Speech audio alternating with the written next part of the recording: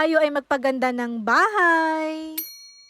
1:40 na nga ng gabi pero ito pa nga lang ako't nagpapaganda. Magpapaganda nga muna ako ng mukha bago nga ako magpaganda ng bahay. Kahit nga usong-uso ngayon ang aesthetic na bahay ay kailangan ko nga munang magpaganda. Tane ay naapo, hulas na nga ako. At tignan nyo naman, labas na talaga yung aking mga pempeles dyan. Dahil sa dire-diretsyong kapuyatan, ganun. At syempre hindi nakakamilyonarya kapag ganyan, 'di ba? Kaya naman skincare muna. At dahil nga tayo milyonaryang mami, kailangan nga muna nating mag-lip gloss. Tani ay naapo, super dry na ba? Syempre dahil nga ina-achieve ng isang milyonaryang mami ang maging glass skin, ang fest, ay maglalagay nga muna ng Honest Glow Serum para literal maging glass skin. Yung tipong pwedeng-pwede ka na ba manalamin? Ganun. Syempre hindi pwedeng kitang-kita yung mga pempeles ng isang milyonaryang mami. Kaya naman maglalagay din ako ng 20k serum din ng Honest Glow. At dyan lang mismo sa may pempeles. Dahil hindi nakakamilyonarya ang may pempeles. Kaya naman Honest Glow 24 carats for the go. Dahil dito kasi nagdadry yung mga pempeles ko. Yung pink naman na serum, yun naman yung nagpapaglass skin. Or nagtatanggal ng mga dark spots na pinanggalingan ng mga pimpeles. Ganyan, mag-skincare ang isang milyonaryang mami. Ay naapo, ang daming ek-ek. O, diba, kitang-kita nyo na yung mga dark spot ng isang milyonaryang mami dyan. Akala nyo lang wala, pero meron.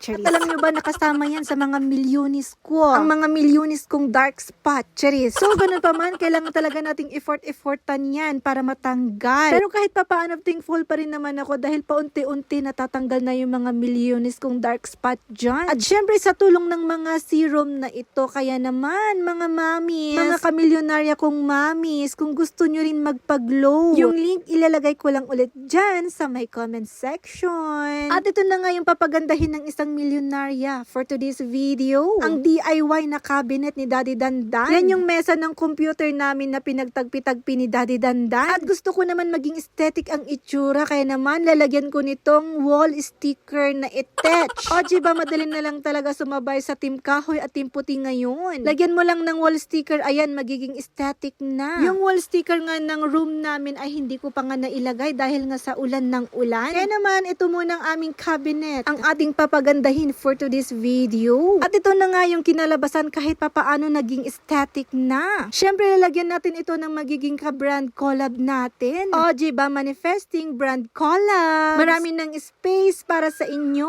At ma-share ko na nga rin na ito nga yung wall sticker na trending sa TikTok na pang aesthetic. At ma-recommend ko nga ito sa mga kahoy dahil matatakpan na yung mga amag dito. Inaapo, matatakpan na yung mga amag pero kahit papaano ay magiging aesthetic pa rin yung kahoy. At ito na nga yung kinalabasan ng tagpi-tagping kahoy. O, diba, kahit papaano ay maganda na. Kaya naman, kung gusto nyo rin itong wall sticker na to, yung link ilalagay ko lang dyan sa my comment section. At ito na nga lang muna for our today's video. Thanks for watching. Thank you so much, Lord.